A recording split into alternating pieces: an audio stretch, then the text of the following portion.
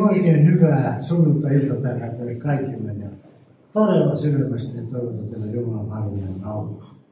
On hienoa nähdä, että meitä on silti näinkin paljon, vaikka on syyskuun puolin väliin, että on jo väkeä tullut ja vamoskurssilla tervetuloa.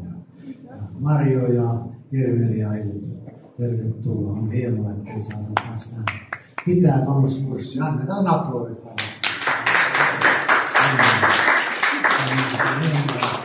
Olette kokeneet sen, että on, kun täältä joskus lähtee lähetyskentillä, niin se on aivan upeata.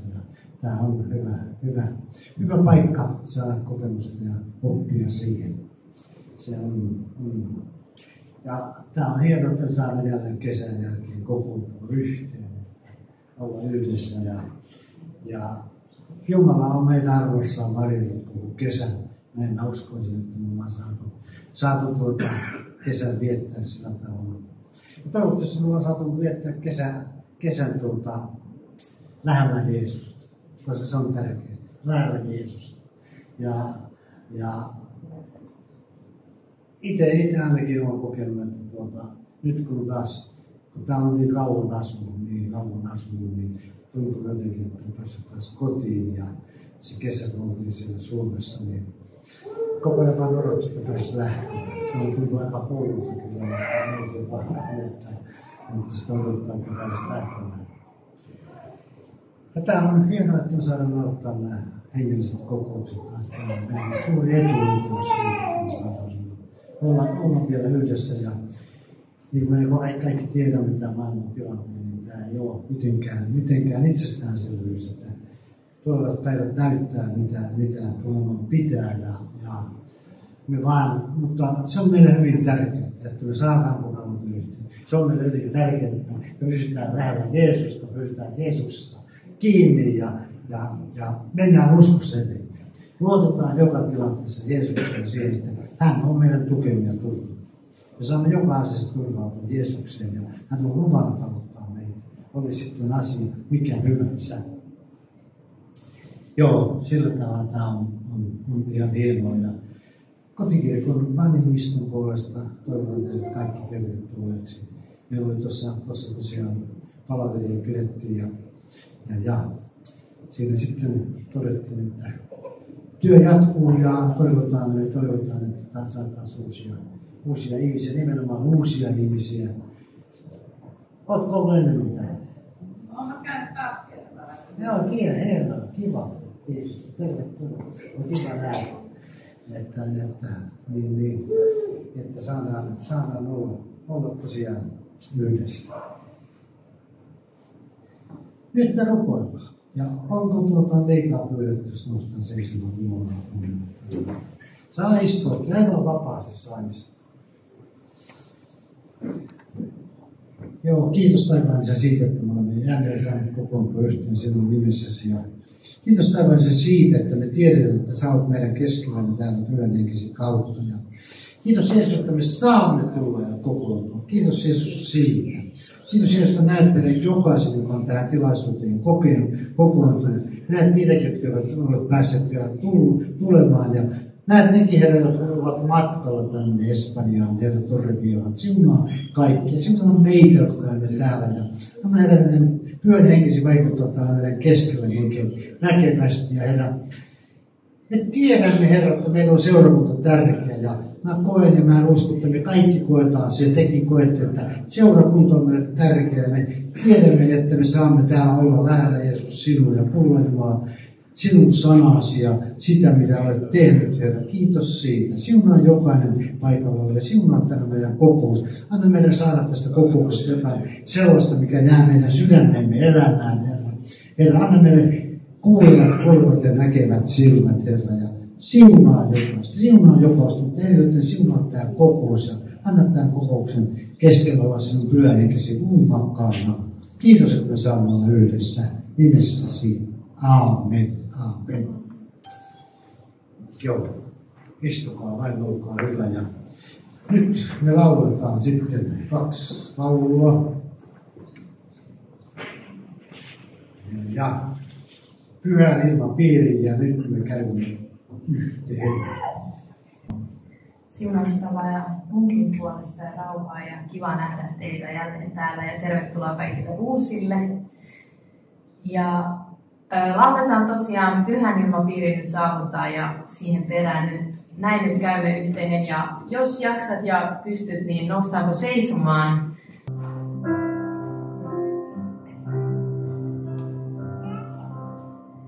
Pyhän ilmapiiri nyt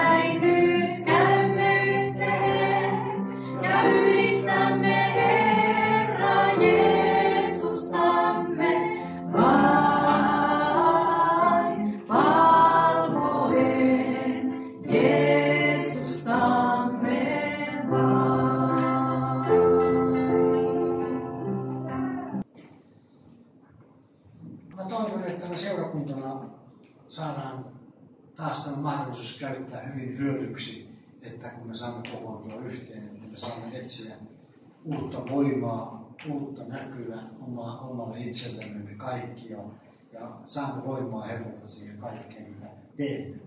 Saamme siihen voimaa, se on meidän luvannut, että auttaa ja hän auttaa meitä. Ja se on sen, että me saataisiin niin täällä seurakuntana olla sellaisena perheenä, että me voimme täällä jakaa ilot ja surut ja kaikki, mitä meillä on, niin tuoda ne täällä julki ja yhdessä rukoilla niiden puolesta ja olla niiden asioiden kanssa yhdessä ja tukea toinen toista. Että tuossa Jesaja sanoi näin hyvin, että mutta ne, jotka Herraa odottavat, saavat uuden voiman ja he odottavat siivensä kuin kotkat.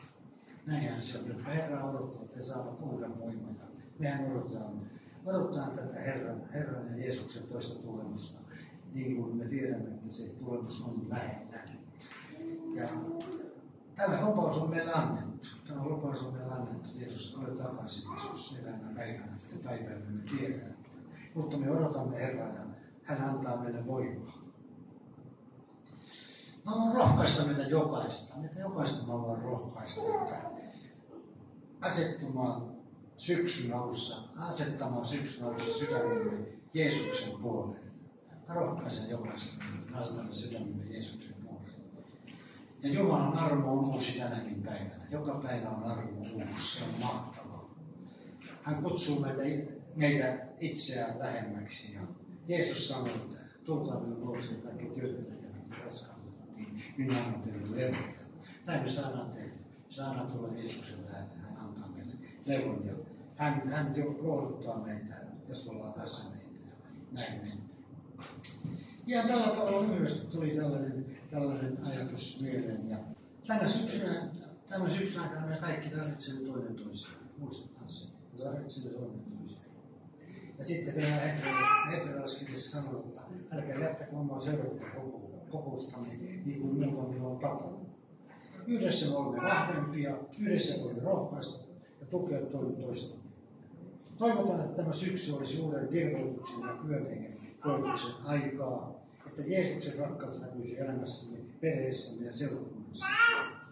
Olkoon tämä syksy meidän Jumalan johdatuksen ja siunauksen aikaa. Aamen, aamen. Ja nyt lauletaan se yksi laulu ja sitten sen jälkeen Kauko jatkaa siitä sitten eteenpäin. Aamen, aamen. Ja se laulu oli Ylitse meren.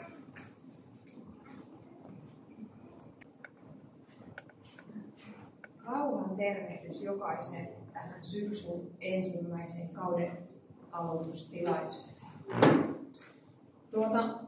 Meillä on huomenna starttaamassa täällä Vamos-kurssi, joka on nyt järjestyksessään 5. täällä Espanjassa. Me ollaan silloin 6 vuotta sitten täällä alettu toimintaa miettiä ja ollaan se täältä seurakunnasta saatu hyvin lähteä liikkeelle ja me ollaan niin kuin vähän kotikentällä täällä kotikirkon ja espanjalaisen seurakunnan kanssa. Ja mikäs tämä Vamos sitten on? On ehkä joitakin sellaisia, kuka miettii, että mikä se onkaan. Niin se on tällainen 3 kuukautta kestävä opetuslapseuttava lähetysaiheinen kurssi. Ja mitä vaaditaan, että sinne pääsee, on 18 vuotta ikää. Jos sulla on vähemmän, niin voidaan miettiä tietyin ehdoin, jos meillä on vaikka joku pieni pätkä, että voi osallistua vaikka alaikäinenkin. Sitten sä tarvitset sun seurakunnan suosituksen, ja sua suositellaan kurssille, ja sitten tarvitset ymmärtää englantia. Ei tarvitse välttämättä osata hirveästi lauseta puhua, mutta että ymmärtäisi. Ja ne meidän teoriapäivät tosiaan vietään täällä ja sitten muuten me ollaan sitten aika paljon tässä ympäristössä liikkeellä. Ja Vamoksen tarkoitus on olla sellainen ponnahduslauta. Joku voi kantaa lähetyskutsua, joka tulee Vamokselle. Joku voi saada siellä lähetyskutsun. Joku voi olla ehkä juuri uskoutunut ja haluaa oppia tuntemaan Jeesusta paremmin. Ja se on se ihanuus meidän kaikkivaltion Jumalan kanssa, että oli siellä sitten kuinka hyviä tai huonoja opettajia tahansa, niin Jumala on se, mihin kenenkään ei tarvitse pettyä. Jumala on se, joka tekee meissä työtä. Ollaan me oltu sitten uskossa 60 vuotta tai 6 kuukautta tai vasta etsimässä Jumalaa. Ja mitäs muuta sitä osaisi sanoa? Me ollaan Viljesen, Irmelin ja Ilpon kanssa sitä staffia täällä. Ja sitten Vamos on toiminut 2 vuotta tuolla Floridassa. Ja sieltä jäädään nyt pois. Ja sitten keväällä olisi tarkoitus startata tuolla Balkanilla, Kroatiassa, semmoisessa pienessä Sibenikin kaupungissa. Ja Espanjahan on tavallaan vähän niin kuin semmoinen pakkaripaikka Vamokselle siinä mielessä, että täällä on sitten näiden kurssien lisäksi myös harjoittelu.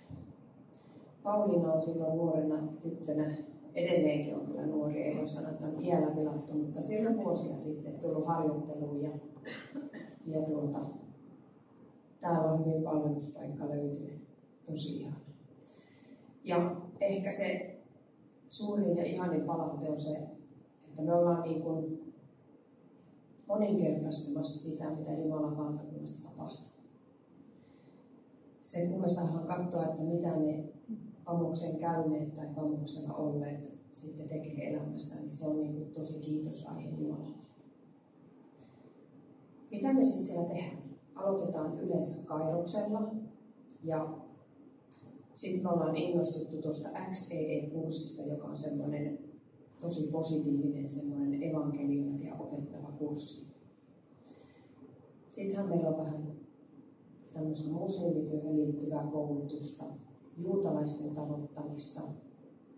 Sitten meillä on vähän polkupyöräaktiota ja aika monenlaisia juttuja. Ja meillä on myös nämä kaikki viikot avoimia muillekin.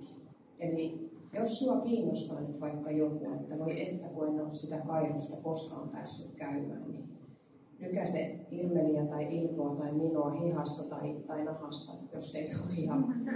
Ja tuu sanoon, että hei, voisiko se onnistua. Tai jos haluat kokeilla XTEtä tai miettiä sitä, että mikä on se raamatullinen suhtautuminen juutalaisiin tai Israeliin tai joku muu teema, mikä sua voi kiinnostaa, niin ei muuta kuin kerro vaan. Miksauskurssia meillä ei ole, mutta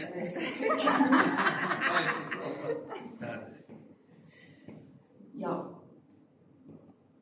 se on tosi ihana, että me saadaan aloittaa tämä meidän kausi täältä. Me jossain vaiheessa otettiin tällainen perinne, että kun Vamos alkaa, niin kotikirkko ihanasti aloittaa syyskauden siitä ja me saadaan olla täällä siunattavana ja se on tosi ihanaa. Kiitos siitä. Ja te tuutte tässä sitten viikkojen mittaan näitä vamosilaisia täällä näkemässä sitten ehkä draaman tai musiikin tai todistamisen tai jonkun sellaisen merkeissä. Päästään tutustumaan tässä sitten tämän syksyn mittaan. Ja jos on kysyttävää, niin tullaan rohkeasti kysäsi. Siunausta.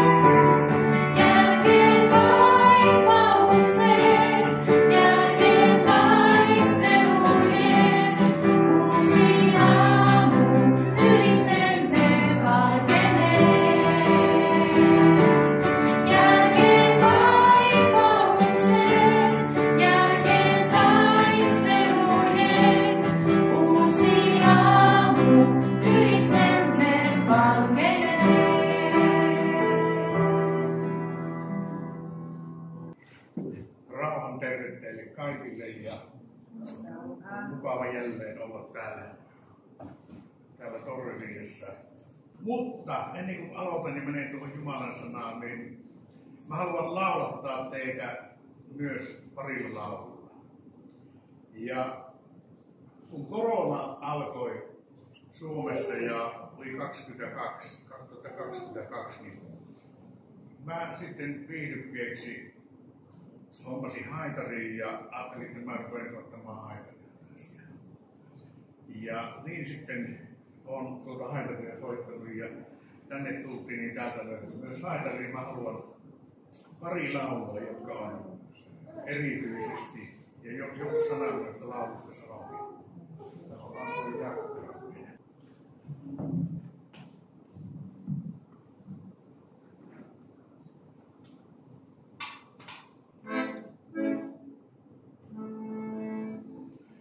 Ensimmäinen laulu on tuo Vain yksin Jeesus on mulle riittävi. Tämä laulu kulahti joskus minun mielestäni. Mä muistan, kun olin nuori, niin sitä niin paljon laulettiin, mutta kun me ajatellaan noita sanoja, vain Jeesus riittää. Tämä toistuu tässä laulussa monta kertaa. Onko meidän elämässä sillä tavalla, jotka ollaan saatu tulla Jeesuksen tykö, että nuo laulusanat pitää paikkansa? Vai onko ne kliseitä meidän elämässä? Minä olen jo 66-vuotias ukko, niin minulla on tullut elämässä jo sen verran opetusta siitäkin, että olen joutunut kantapään kautta oppimaan sen, että vain Jeesus riittää.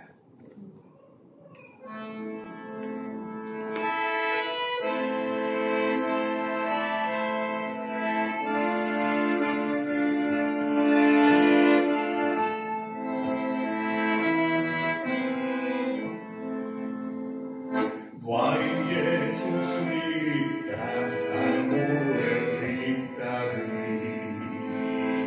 Vain hänen luonaan tyytykseni.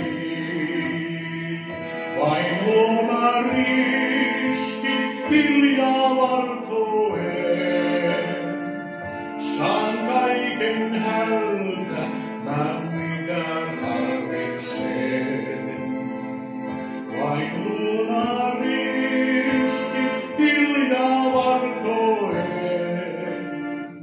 Saan kaiken häneltä, mä mitä tarvitsen. Kuin virva kuulten tuo liekki häilyvää. On täällä onnekkainkin elämää. Pois rientää hetket onnen päivien. Vain Jeesus antaa, voi onnen ainaisen. Vain Jeesus riittää onnen päivissäin. Vain Jeesus antaa, voi onnen ainaisen. Vain Jeesus riittää, kun kaiken heittää yö. Ja sydän tuskan täyttämänä lyö. Kun kuljen kautta korven pimennon. Vain Jeesus riittää, hän yksin luonain on. Kun kuljen kautta korven pimennon, vain Jeesus riittää, hän yksin luonain on. Vain Jeesus riittää, kun myrskyt raivoaa. Ja aallot uhkaa murteen ufottaa. Oi auta Herra, kuulan tuskassai. Hän tyyntää myrskyn, kun on puressai. Oi auta Herra, kuulan tuskassai.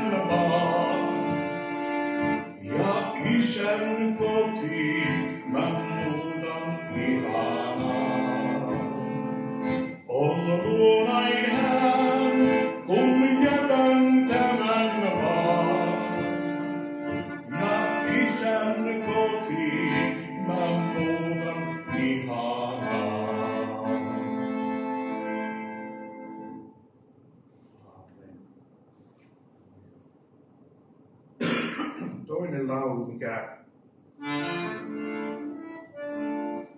mikä jäi mulla lapsuudesta mieleen ja nuoruudesta, on semmoinen kuin Miksi viihdyt polui maailman?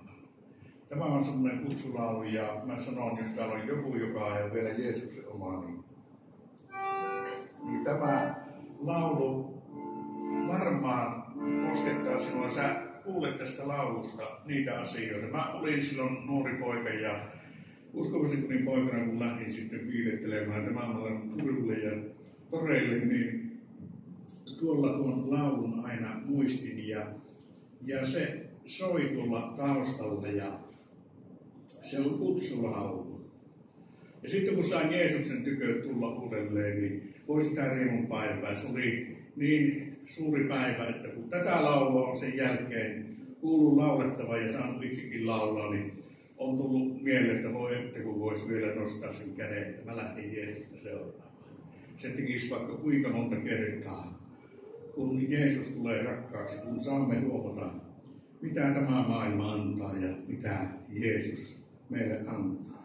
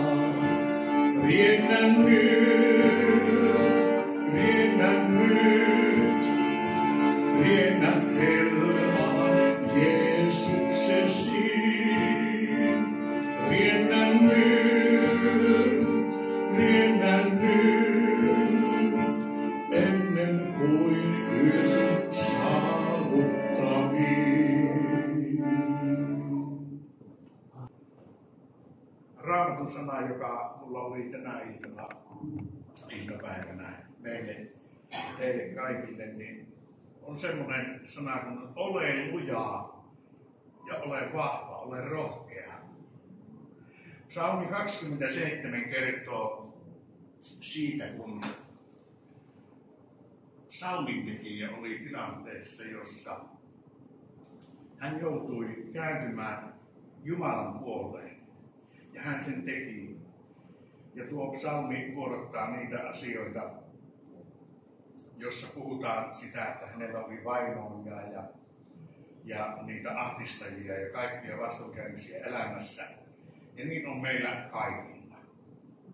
Meitä yhdistää se tuohon Daavidin psalmiin ja tuo viimeinen jae 14 kuuluu todella tällä tavalla, että odota Herraa, ole luja ja vahva, olkoon sinun sydämesi. Ja vahva olkoon sinun sydämesi. Odota Herraa. Ja kun tuo tilanne tuossa Daavidin elämässä oli, niin tässä toistuu tosiaan tuo asia, ole lujaa, mutta siinä toistuu myös tuo, että odota Herraa. Jos koemme, että emme kykene olemaan lujia Herran edessä, lujia elämässä, tuo Herran odottaminen on siihen hyvä lääke, että saisimme kokea sitä voimaa, mitä hän tahtoo meille antaa. Mutta Herran odottamisessa taas vaaditaan erityistä lujuutta, eikö totta? Me olemme, jotka rukoilemme aina, ja kaikkihan me rukoilemme asioiden puolesta, niin me tulemme tilanteisiin, joissa me huomaamme, että emme ehkä jaksa odottaa sitä Jumalan vastausta. Me ollaan hätäisiä ihmisinä ja kiireisiä. Mutta kun odotamme, niin huomaamme, että Jumala on viemässä meitä uuteen. Se, että löytäisimme elämässämme Jumalan tahdon, on tärkeää ja erityisesti teille nuoret mä haluan tänä iltana ja sydämelle sainkin tämän aiheen oikeastaan sen takia ajattelin teitä, muistelin omaa nuoruuttani ja sitä elämää, mitä mä nykyään elän.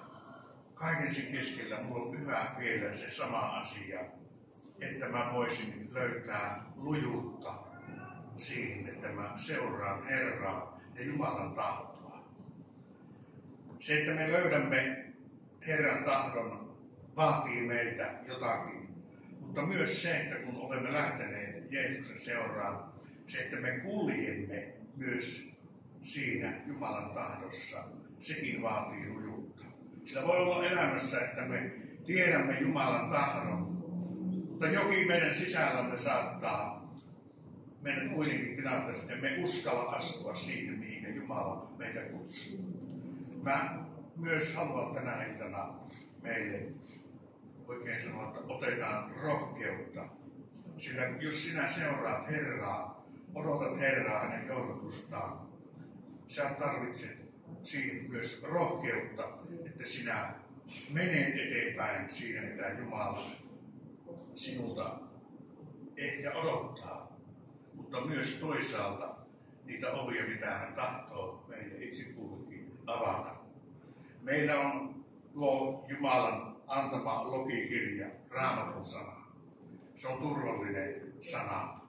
Se on erehtymätön sana. Me ihmiset erehdymme sanoissamme ja ajatuksissamme, jopa viisaimmaltakin. Mutta Jumalan sana on logikirja, jonka kanssa on hyvä mennä eteenpäin. Kun myös Pyhä Henki, joka on ikään kuin navigaattori meille. On siksi, että nykyihminen ymmärtää, miten navigaattori opastaa meitä. Kun sinulla on määränpää, sä laitat tuohon navigaattoriin tuon määränpään, niin tuo navigaattori huolehtii siitä, että se on sinulla edessä. Jos se käy väärään, niin kuin mäkin olen joskus tehnyt, niin navigaattori on sanonut, että tee U-käännös. Jumala tahtoo myös meille ehkä joskus sanoa, että tee U-käännös elämässä. Pyhän Henkisen kautta Jumala meitä ohjaa. Elämä on ja uskontie on kuin tuntemattoman maaston läpi kulkemista on määränpää. Jos vaellamme ilman tarkkaavaisuutta, niin saamme huomata, että kohta olemme eksyksissä. Mutta kun kuuntelemme tuota navigaattoria, Jumalan Pyhän Hengen ääntä, jälleen löydämme hänen tahtonsa. Sillä on sillä tavalla, että tuntemattomassa maastossa elämä on meille kaikille tuntematon. Emme tiedä huomista päivää kukaan.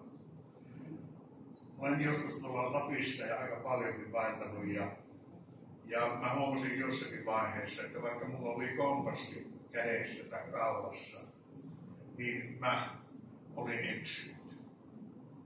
Mä en muistanut katsoa kompassia välillä suuntaan, vaan ihailin sitä kaikkia ympärillä, mitä näin. Ja menin eteenpäin. Ja pian huomasin, että olen eksynyt ja sitten olikin kova työ jälleen löytää tielle. Mutta Jumalan pyhä henki tahtoo pitää meitä omalla tiellään. Me olemme avoimin silmin ja avoimin korvin Jumalan äänelle. Myös se, että meillä on ravintoa, on tuossa meidän elämämme patikoinnissa ja navigoinnissa hyvin tärkeää. PH jo sitä tuossa sivusikin, kun hän sanoi, että me muistaisimme oman seurakuntamme tilaisuuden, muistaisimme sen lauman, jonka keskelle Jeesus eräänä päivänä kutsui, tai hän kutsuu meidät. Kun me olemme menneet tuolle lauman yhteyteen, siellä me saamme ravintoa. Ellei me saa ravintoa, me väsymme. Me tiedämme sen tuolta luonnollisesta elämästä. Meidän jokaisella on oikeus olla heikko. Jumalan ohjeet, Pyhän Hengen ohje sinun ja minun elämässä ei merkitse sitä, että jos me olemme heikkoja ja me joudumme johonkin elämän tilanteeseen heikkouden tähden, ei Jumala meitä siinä hylkää. Vaan mitä hän tekee? Hän vahvistaa. Sen tähden, jos koet elämässäsi heikkoutta, ehkä jotakin on mennyt pieleen myös elämässä, sen tähden, että olet kokenut heikkoutta, ole onnellisella mielellä, sillä Jeesus itse tahtoo ravita sinua. Ja hän tekee sen tässä hetkessä, tänä iltana ja aina sinun elämäsi päivinä, kun me vain katsomme häneen. Me katsomme niihin tilanteisiin, mitä kohtaamme, vaan katsomme häneen. On joitakin asioita kuitenkin, josta Jumala ei tingi, ja ne meidän on hyvä ymmärtää. Ja ehkä tärkein niistä asioista, jotka haluan mainita omassa elämässäni, on juuri se, mitä tuon alkuunkin rivin väleistä sanoin, on se, että olemme kuuliaisia. Jumala ei tingi siitä, Jeesus ei tingi siitä, että miten hän ohjaa meitä, ellei me ole kuuliaisia. Mulla olisi 1001 esimerkkiä siitä, kuinka Jumala joutui kuljettamaan minulle niin kuin ampumahiossa on niitä sakkolenkkejä, sivupolkuja. Mä olin ladulla vielä, mutta mä joudun hiihtämään vielä jonkun lenkin sen tähden, että en ollut kuulijani Jumalan äänelle, kun hän jotakin puhui minun sydämelleni. Siitä Jumala ei tingi, mutta mitä meidän heikkouteemme tulee, niin siihen todella on olemassa tuo Jumalan apu. Ja niin, että meistä tulisi kestävät ja lujat, tulee myös olla tietyssä hengellisissä osa-alueissa vahva. Ja kuinka siihen pääsemme? Harjoittamalla itsemme. Paavali opettaa siellä, että harjoittakaa itsenne jumalisen. Ei ole ollenkaan väärin, että meillä, kun tulemme seurakuntaan, saamme tulla Jeesuksen tyköön, tulemme seurakuntaan, niin otamme tiettyjä tapoja. Vaikka tapakristillisyys ei meitä pelasta, mutta tuo tapa tuleekin sitten tuon meidän kääntymisen jälkeen. Sillä kun me totuutamme itsemme siihen tiehen, jolle meitä kutsutaan, niin se on turvallinen tapa. Kyllä se tämä meidän vanha Aatukin pikkuhiljaa siitä oppii, minne päin mennään. Toki se ei pyhity koskaan, näin sanaa todistaa. Mutta kuitenkin meidän henkemme, Jumalan henki meissä, se auttaa meitä, kun me totuuttaudumme siihen. Paavalin kirjoituksessa opettaa meitä, että olisimme vahvoja hengessä ja sanassa ja kuuliaisuudessa. Uskoelämässä on kartettavaa kuitenkin tuota lujittautumista, mikä on tuota harjoittautumista, niin väärillä metodeilla. Se on yksi sudenkuoppa, johon saatamme joutua elämämme aikana, eikä sekään ole vielä katastrofi, sillä Jumala tahtoo meitä viedä eteenpäin.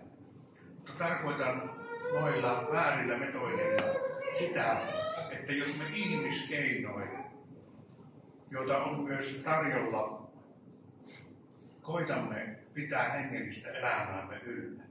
Kadotamme silloin tuon punaisen langan elämässämme, kadotamme punaisen langan uskossamme.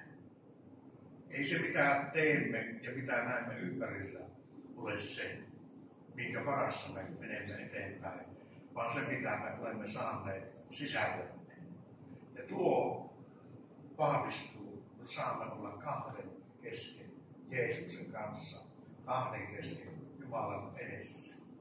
Joten on tärkeää myös se, että kun ruokimme itseämme sanalla, niin täällä seurakunnassa kuin siellä kotona, myös rukoilemme täällä yhdessä, mutta myös, että rukoilisimme kahden kesken Jumalan edessä. Ne on valtavia rukoushetkiä, kun saamme etsiä Jumalaa. Puhun nyt siitä, kun tarvitsemme seurakuntaelämässä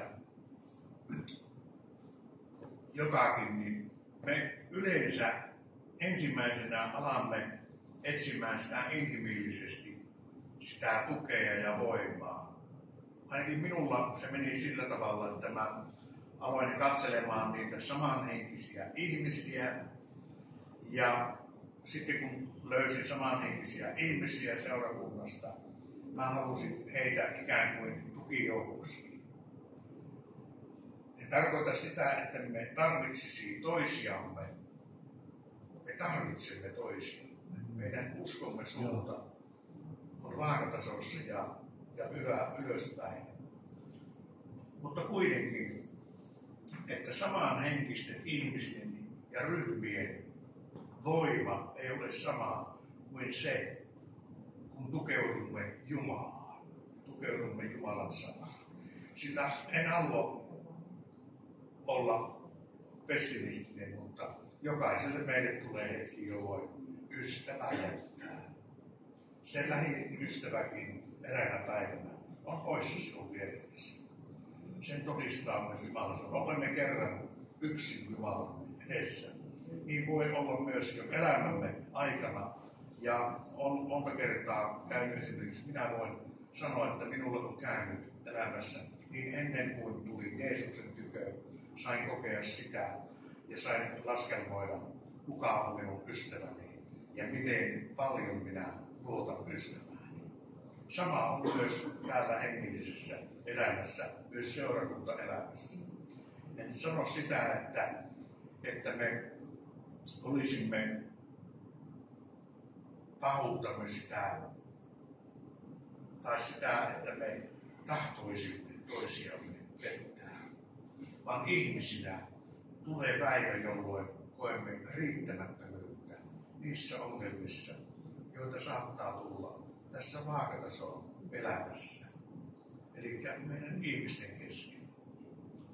Jos meillä on luja ankkorointi silloin Kristukseen, me kykenemme katsomaan toinen toisiamme niillä silmillä, millä Jeesus katsoo tänä iltahetkellä myös meitä tässä, ketä olemme läsnä.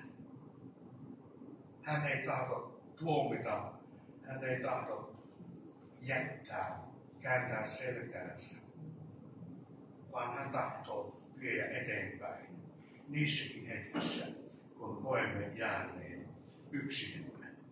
Noita luonnollisia tilanteita, hyväkin ystävä, kun hän muuttaa toiselle paikkakunnalle, meillä on varmaa kokemusta kaikilla siitä.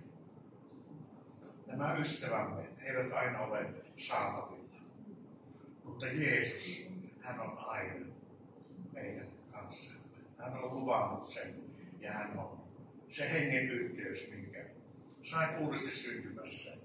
Se on niin arvokas, että harjoittakaamme itsemme käyttämään tuota yhteyttä. Kuinka sitten voimme tulla niin lujiksi, että voisimme turvallisin mielin kulkea elämässämme lähellä Kristusta, lähellä toisiamme Jeesuksen ja Jumalan suunnitelmissa. Tuo Jumalan lujitus, minkä hän on luvannut. Johannes 14 kertoo siitä, kun Jeesus jäähyväispuheessa sanoi opetuslapsille, että minä lähetän teille puolustajan. Opetuslapset olivat ihmeissään. Jeesus oli puhunut, että hän jättää heidät. Kuulosti ainakin siltä. Mutta ei ollut kysymys siitä. Opetuslapset tiesivät sen muutaman 10 päivän kuluttua, mistä oli kyse. Oli siitä, että Jumala lähetti, Jeesus lähetti Pyhän Hengen, mikä on tuo lujitus, mitä me kaikki tarvitsemme. Jalkapallossa me tiedämme, jotka olemme harrastuneet jalkapalloa tai sitten penkkiurheilijana, niin huutosakki auttaa palloilijan henkisen kantin kanssa joskus, eikö niin PHO? Jos on hyvä huutosakki, niin kyllä homma onnistuu. Mutta uskokaa tai älkää, hengellisessä elämässä huutosakki ei auta. Huutosakki auttaa vain siinä hetkessä, kun me olemme läsnä. Mutta kun huutosakki ei ole läsnä enää, kun menemme tuosta ovesta vaikka ulos, niin kuka meitä auttaa? Jumalan Pyhä Henki. Jumala itsenäis on luvannut lujittaa omia. Luetaan 2. Korintolaskirjan 1. luku ja jakeesta 21 tuo asia. Mutta se, joka lujittaa meidät yhdessä teidän kanssanne Kristukseen. Paavali puhuu tässä Korintin seurakunnalle. Hän sanoo, mutta se, joka lujittaa meidät yhdessä teidän kanssanne Kristukseen ja joka on voidellut meidät, on Jumala, joka on myös Jumala. On painanut meihin sinettinsä ja antanut hengen vakuudeksi meidän sydämiimme. Ja kuinka tuo sinetti toimii ja hengen vakuus? Se toimii sillä tavalla, että juuri silloin, kun meillä on toivottomin hetki ja kun olemme jääneet yksin, meillä ole mihin katsoisimme, ellemme sitten muista ja tiedä, että meillä on tuo sinetti. Luulee poika, kun lähti maailmaan, hän palasi sitten viimein retkiltään. Isä antoi hänelle jälleen tuon sinettisormuksen.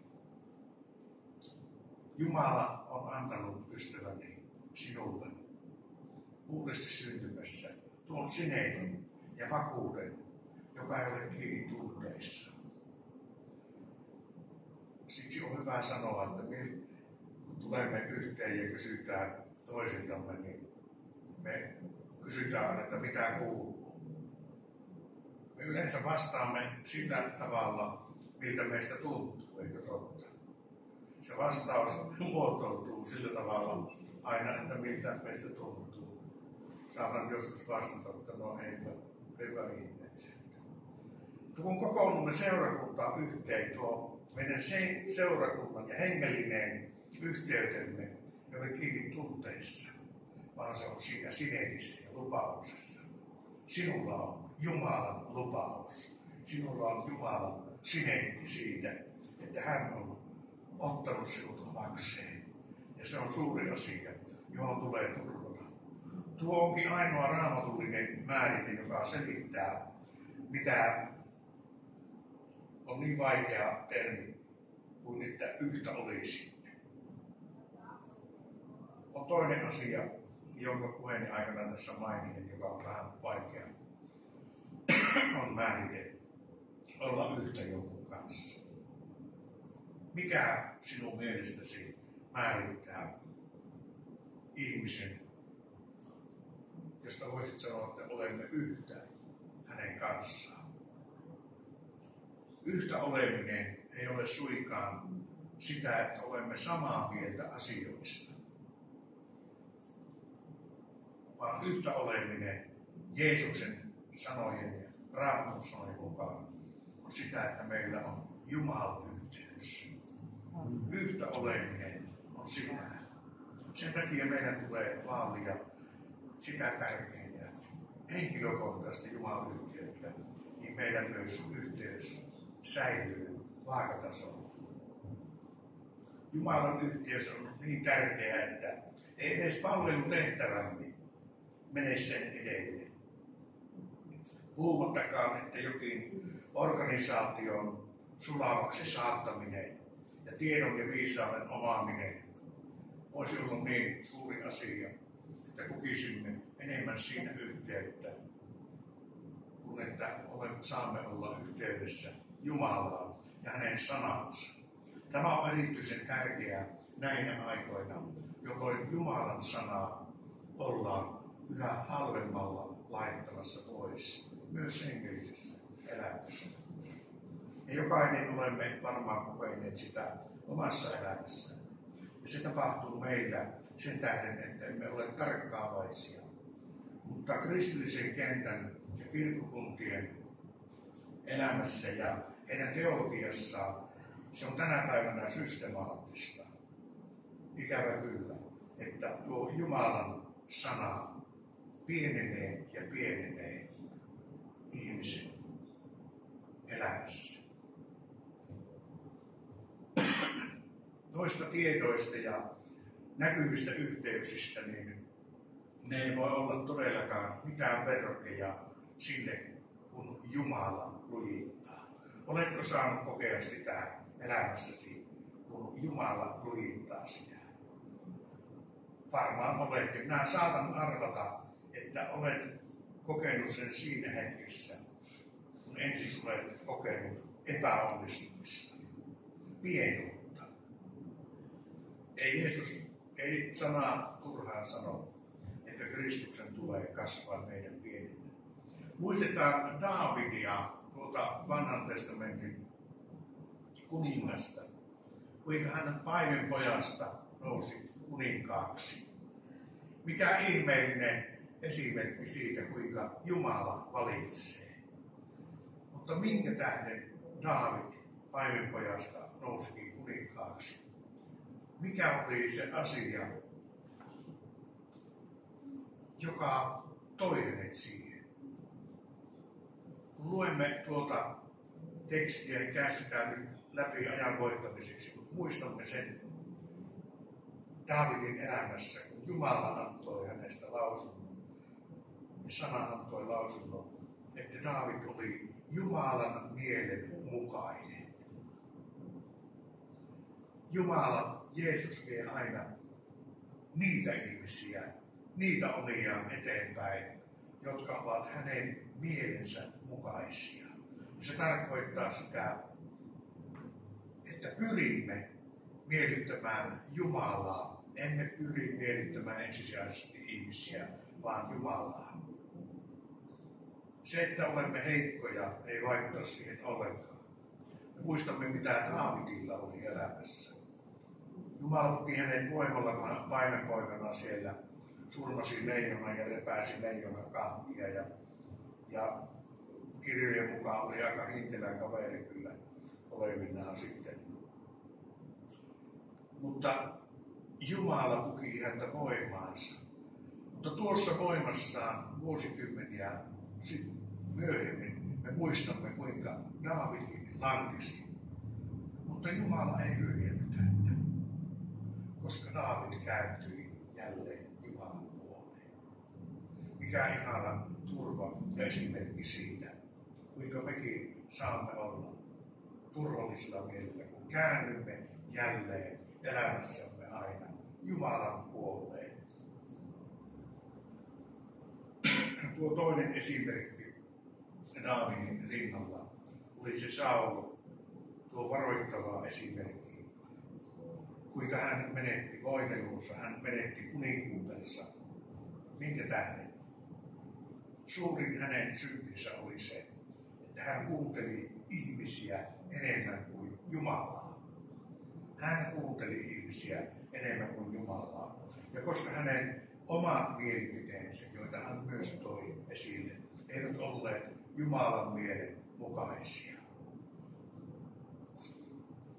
Mitä toisiin ihmisiin tulee puhuttaessa Jumalassa lujittumisesta, kaiken tulisi tapahtua kylläkin yhdessä. Puhun nyt seurakunnasta. Ja siinä on se yksi haaste, joka on läpi elämän kestävä meillä Jeesuksen seuraajina. Ja se ei aina onnistu. Kun palataan tuohon Daavidin psalmiin 27 vielä ennen kuin lopetan, näemme, että ei edes Daavid elämässä, hän ei ollut harmoniassa toisten kanssa. Ja tuo yhdessä eläminen ei oikein onnistunut. Täällä sanotaan näin jakeessa 11. Neuvo Herra minulle tiesi ja johdata minua tasaista polkua minun vihamiesteni tähden. Daavid oli saanut vihamiehiä ja noita syitä oli paljon. Ja me muistamme, että joskus oli syy Daavidissakin. Joskus oli syy edessäkin. Hän jatkaa, älä anna minua alttiiksi aavistajani vimmalle, sillä väärät todistajat nousevat minua vastaan ja puuskuvat väkivaltaa. Väärät todistajat nousevat minua vastaan, valitti Daavid. Tässä on toinen asia, jolla en halua ollenkaan olla pessimistinen, mutta uskon ystäväni, me kaikki joudumme elämässä tilanteisiin, jolloin saamme kokea vääryyttä, jostakin syystä vääryyttä. Emme ehkä pääse korjaamaan niitä asioita ja taustoja silleensä julkisesti ihmisten edessä, mutta tiedä se, että se, joka sinua lujittaa, hänen kasvojen edessä saat olla turvallisella mielellä. Kun katsomme tätä yhtälöä sanan valossa, näemme, että on joku, joka on vähintään yhtä vaarallinen kumppani, jonka luulisi olevan ystävämme, mutta joka voi usein rikkoa ja rikkoo meidän rauhamme ja tasapainomme. Tuon tämän tähän vielä viimeiseksi. Ja se ystäväni, se ei ole se naapuri eikä läheinen, eikä uskon sisar eikä uskon veli, vaan oma sydämeni. Tämän viimeisen varoituksen todella haluan antaa meidän omasta sydämestä. Sillä se on, Jeremia 17 sanoo, minkälainen ihmisen sydän. Siinä sanotaan, petollinen on sydän, ylitse kaiken ja pahan ilkinen, kuka taitaa sen tuntea. Nuorena tein uskon ratkaisun, oli 12-vuotias silloin. Muistan, kuinka ihailin sitä, mitä olin saanut löytää. Ei mennyt monta vuotta, kun mä huomasin, että minun sydämeni oli pettänyt.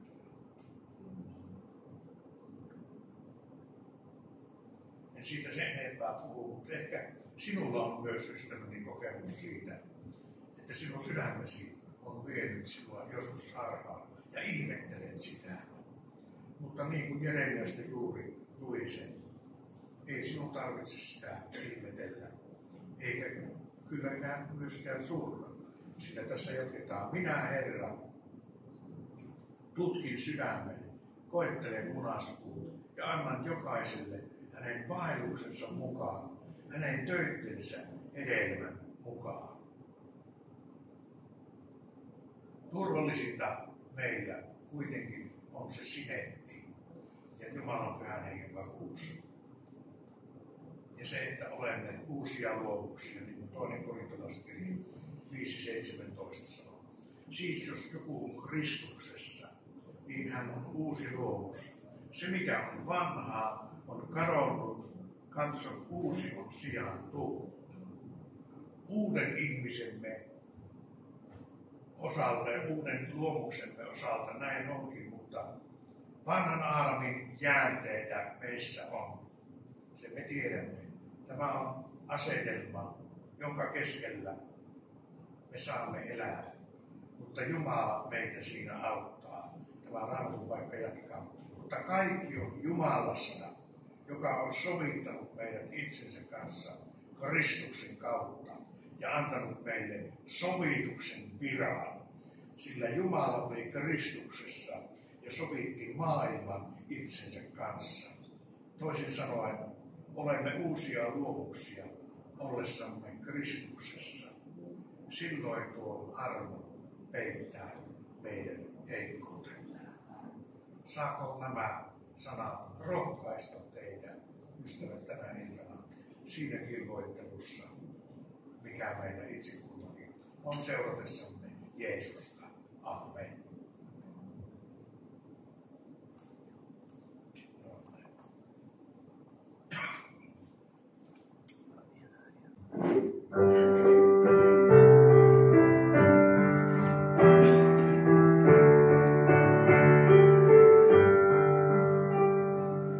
Jumalan virta nyt kuohuu, armoa ja roville. Niin Herran lupaus kuuluu kaikille kaipaaville.